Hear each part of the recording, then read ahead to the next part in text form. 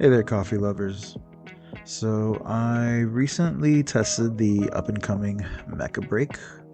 It's currently in closed beta on Steam, and those who know me know that my fondness of mechs came from Gundam and the game Zone of the Enders, for those that remember. Though those IP, yeah, they're just always gonna be burned into my heart, and they'll stay there forever. So when the I saw the Mecha Break trailer, uh, I want to say a few months ago, I was instantly stoked, and I wanted to give it a try. So they gave me the Steam key. They let me go in, and I just want to give a few of my thoughts on a few aspects of the game. As a first look. See, just let you know what I experienced and my opinions of it. So, starting out with the pilot customization, um, and well, let me just say this: we're gonna talk about the pilot customization, the tutorial, the gameplay loop. I didn't want to get into the different mechs or strikers as they're called in the game in this video because I want to make a video for each striker. I thought that would be cool, and just give you opinions on the different feels and playstyles to them in their own dedicated videos. So yeah, so starting off, let's go with the pilot customization. I went with a chick because of the plot, of course. Kidding. They do have a pretty decent array of customization options for your pilot. You do get to see your pilot like going into the mech before the match, and like when you get taken out, the pilot themselves are going to be ejecting out of the mech, so that way I guess you could, like, in the game the pilot's not dead, it's just that the mech has been taken out and you can go back into the match once you respawn with a new mech. I definitely would love to see a little bit more customization options in the future. um eh, like more hair options, more like just a little bit more, but it is pretty good. Like, I can't, I'm quite satisfied in that aspect with the customization option. um Going on to the tutorial, it does a good job of getting the controls down. It's pretty easy to pick up. uh I'm still a little bit confused about like what's going on as far as the story goes. I do wish that they had a PvE, linear based, mission based story mode, because I think the mech designs that they are doing and they did for like the bosses of the tutorial was really cool. Definitely gave me Armored Core Fires of Rubicon vibes. Not as intense though. I'll be honest with that. It's definitely not as intense as Fires of Rubicon, but it was pretty fun. Uh, so, hey devs, if you're listening, definitely think a story mode would be great. You guys are doing a good job there. Uh, as far as the gameplay loop, it's a 6v6 arena that you have to complete objectives on each map. I think there's like two, three, four, like I think it's like 5 or 6 maps, that they each have their own objectives that you have to do. Go like on one map, it's you have to go to site A, B, or C, get some interact with the objective, and then you interact with it, you're like the flag holder, I guess, and then you have to go and take it to a single point on the map to deliver it, and that's how your team gets points. And on another one, it's basically a delivering a payload. Like each team have to deliver a payload, and you have to, while you're delivering your payload, you have to stop the other team from delivering their payload. So it becomes a attack and defense kind of thing going on at the same time. In one match, I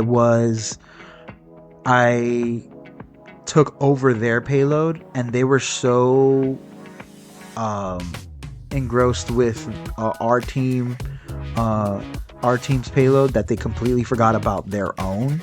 And they had like a 70%, 50 or 70% like uh route to get to their payload. I took it down to like 34%. Like they completely forgot about me and they were stuck there.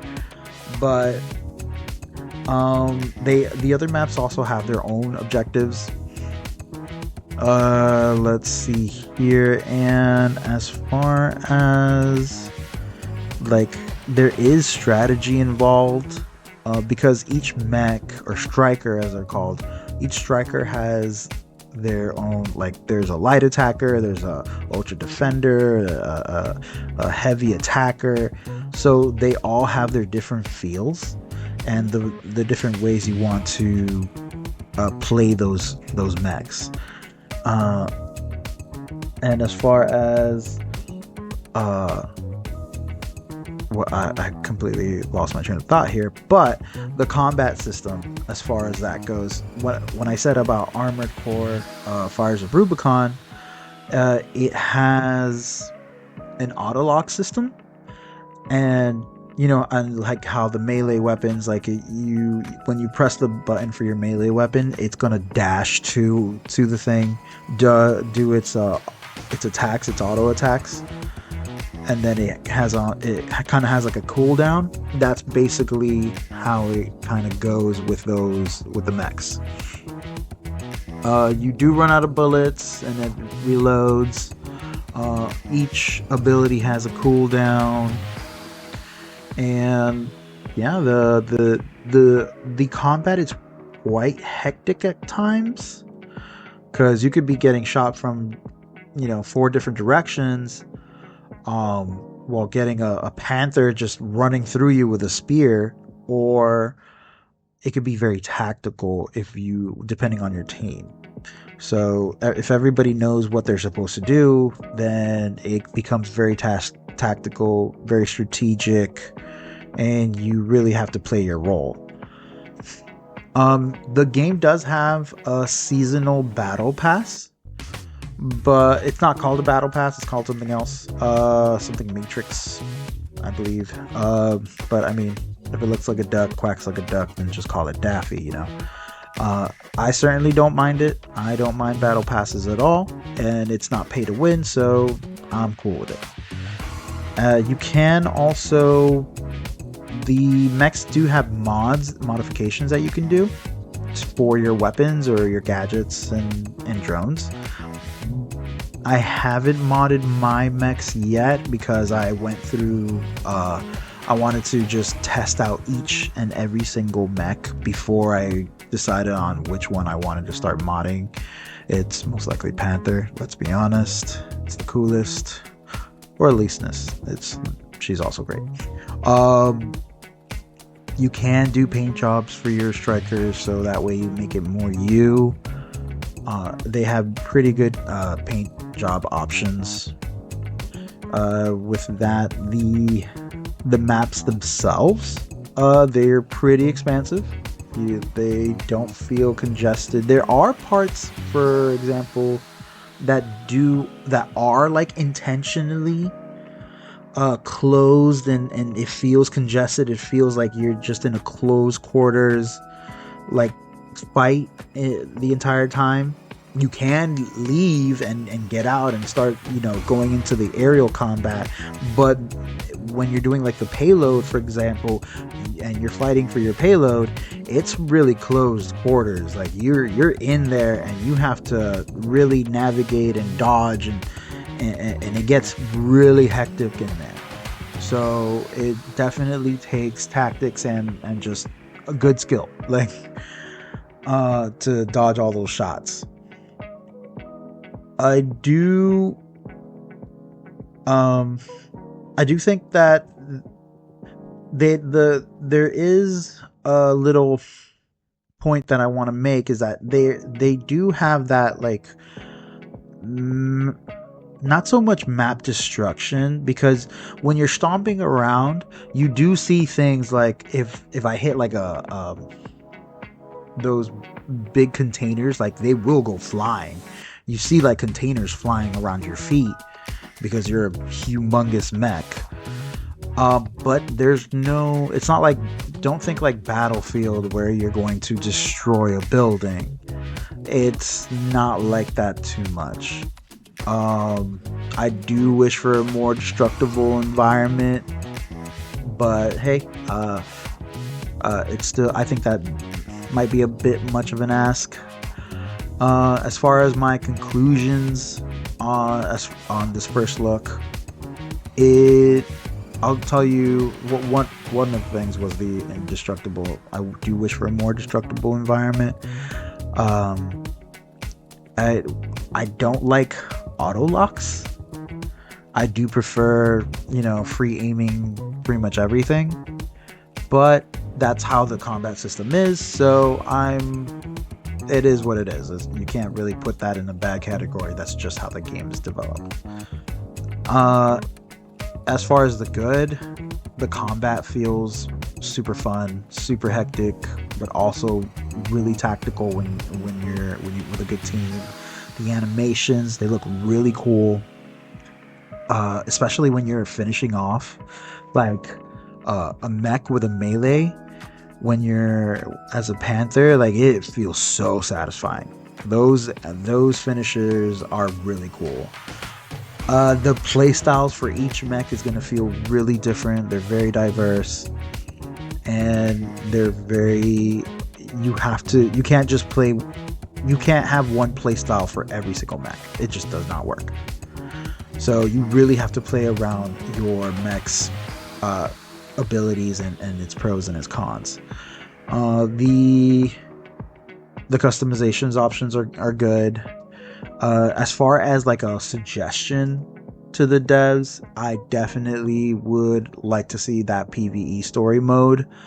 I think what I saw in the tutorial had a lot of potential for a whole like linear story, and I would definitely love to see that more. Even if it's just like a seasonal thing, I think that would be really cool. And also an option for a cockpit view of the individual mechs with a keybind to toggle the cockpit view and then toggle to third person. Because like there's times that I wish I could be like, man, this mech looks so cool, I wish I could see what's in the inside, and I just want to toggle that cockpit view just to immerse myself into the mech, and we don't have that. I'm hoping maybe they could do that. I don't know. I don't think it'd be good to play in the cockpit view while everyone's playing third person. It's just not gonna work, let's be honest. But just as a little, like, immersion, it'd be cool. Just one keybind, cockpit view, run around in it, fly, and then go back into third person. That'd be really cool. I do think this game has great potential, and I'm really looking forward to the release of the game. I'm gonna sink quite a few hours into the game, and I'm about to go back in and get some more action on my Panther. So test the game out, see what if you like it, and I'll see y'all in the game. Peace.